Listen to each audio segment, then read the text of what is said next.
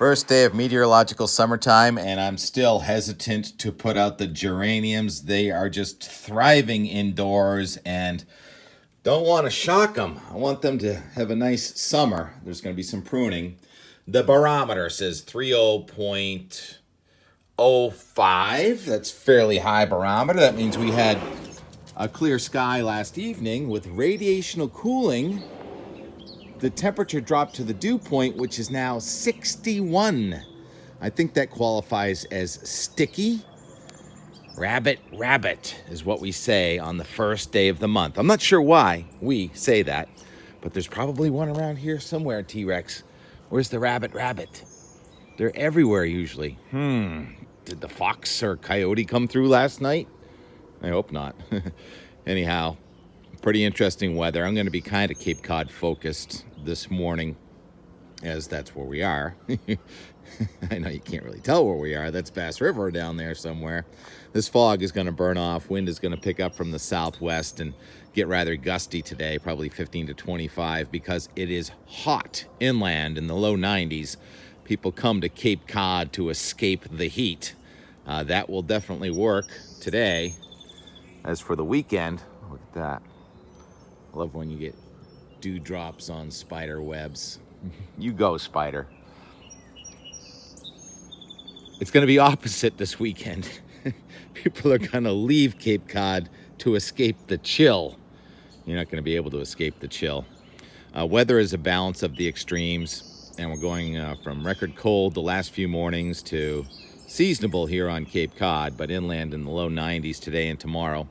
There's the map, chance of a thunderstorm in northern Maine today, and then there's a serious front coming at us tomorrow.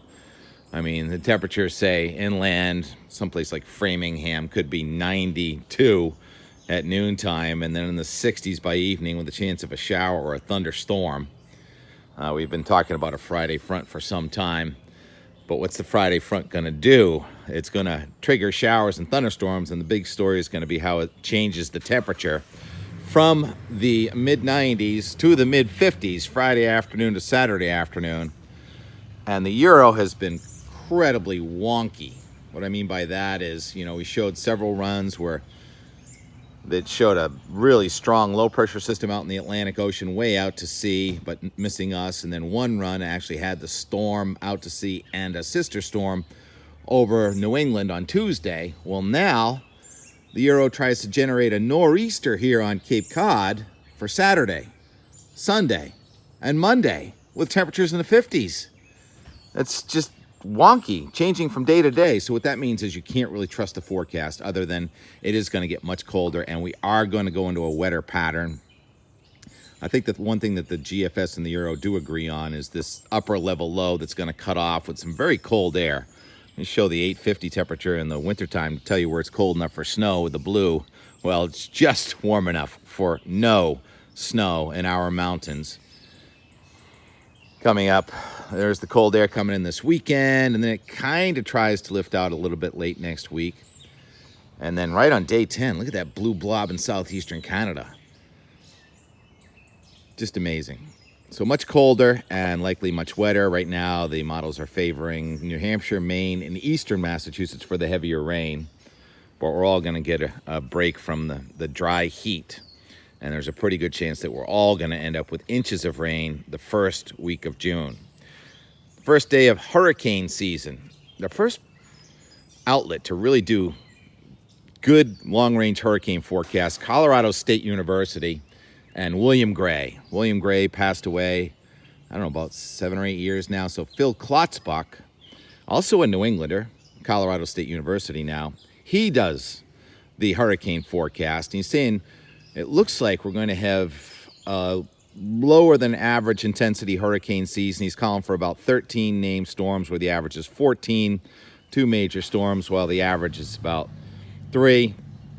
So about 75 to 80% of the average hurricane season is what he's forecasting. He's going to do a new forecast this morning, and he's going to share it live at the Colorado State, whatever it is, TV station or outlet. So there's his Twitter feed. Follow Phil. Also, AccuWeather, Joe Bastardi, Joe DeLeo do one.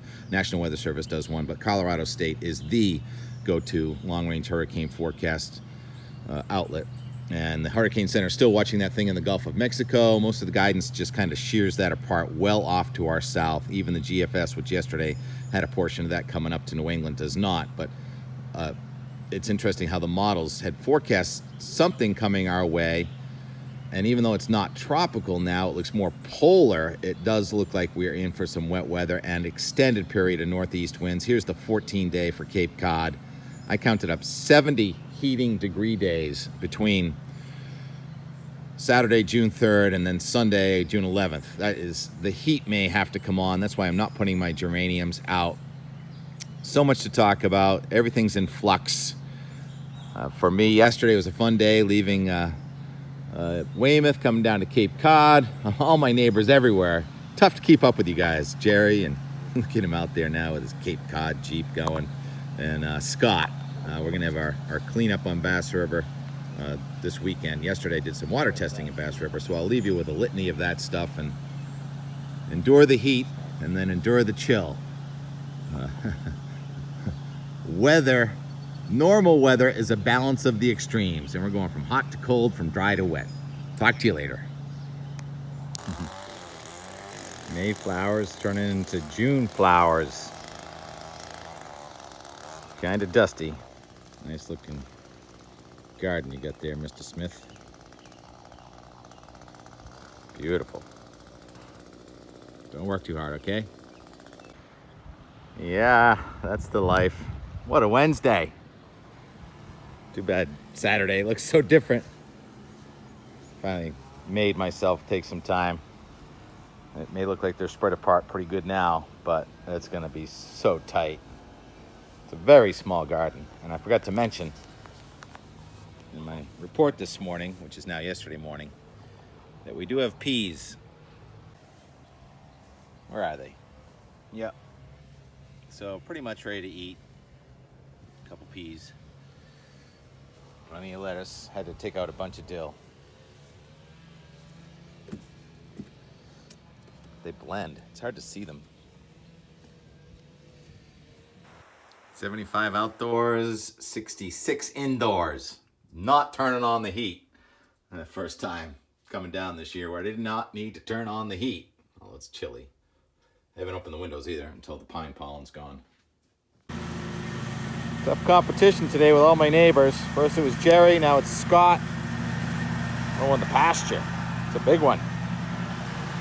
Gorgeous day. Nice to get one of these on a Saturday, huh? Oh wait, we just did that last week. Haha. It's hot with the sun both on the water and in the sky. We got two suns. First test of the season. He wanted it before the end of the month and got it 6 hours before the end of the month. May 31st, Tim and Charlie. Bass River water testers. I'm gonna test it for some striped bass too. Look at this fancy new thing we got. I think came out of Star Trek. What do they call it? A tricorder? Salinity, oxygen, temperature. Right. See the screen? Yeah, I can see it. Here, you're holding the screen, so I'll do the deep dive. Oh, we got a little swirly. Here we go with our new. That's about 40 centimeters. It's going up and down a little. Oh, look at it change. It's changing. Oh, come on. You can't do that. It went dark.